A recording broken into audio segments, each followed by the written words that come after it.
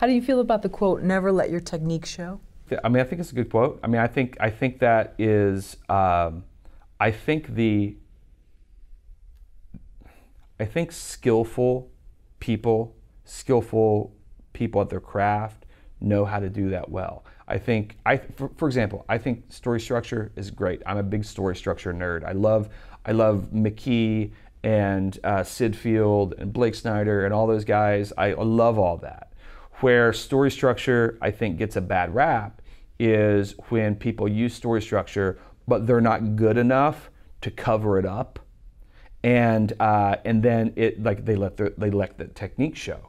The great writers, though, I think, use the structure, and then they're good enough to weave such a tapestry around that structure that it's structured, but you don't care, you don't realize it's there. That's where I think the sweet spot is. And so in that regards, I'm 100% in agreement not to let the technique show. I mean, if it's like, for me, it's you know, if you stripped everybody down to the bones, all of your skeletons will look pretty similar.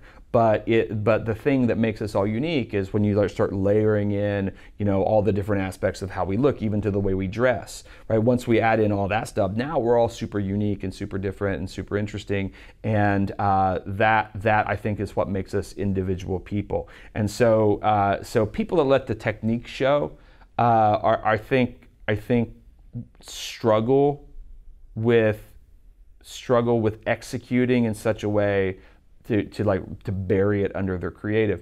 I think people take that quote, though, to mean that technique isn't good. Like technique is somehow a bad thing. That technique is somehow this like restrictive, pejorative sort of a thing, whether it's story structure, whatever it is. I think technique gets a bad rap in that way. So I'm a huge advocate for strategy and technique, but the great creators, and this is where the art comes in, is how do you use the technique and use the structure and then layer on top of that so much creativity and such amazing ideas that people don't see it, though it's always there.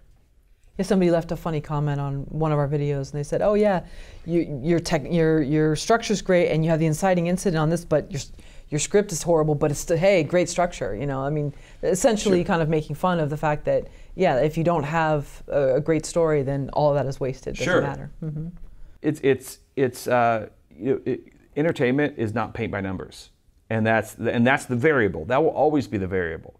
Is that whether it's Blake Snyder or Sid Field or Robert McKee, or whether you're doing super story, transmedia stuff, like you can have it all mapped out, but the great variable is, are you good enough to execute?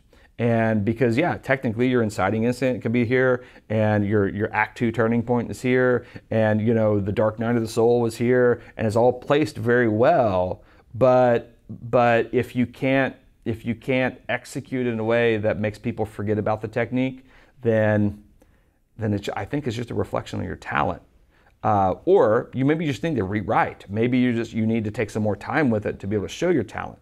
That being said, I think technique is necessary. Sure. And so I think a lot of times people throw the baby out with the bathwater, so to speak, and saying, well, you know, story structure, that we don't need that. It doesn't matter where your inciting incident is. It doesn't matter if you have 3 acts, you know, et cetera, et cetera.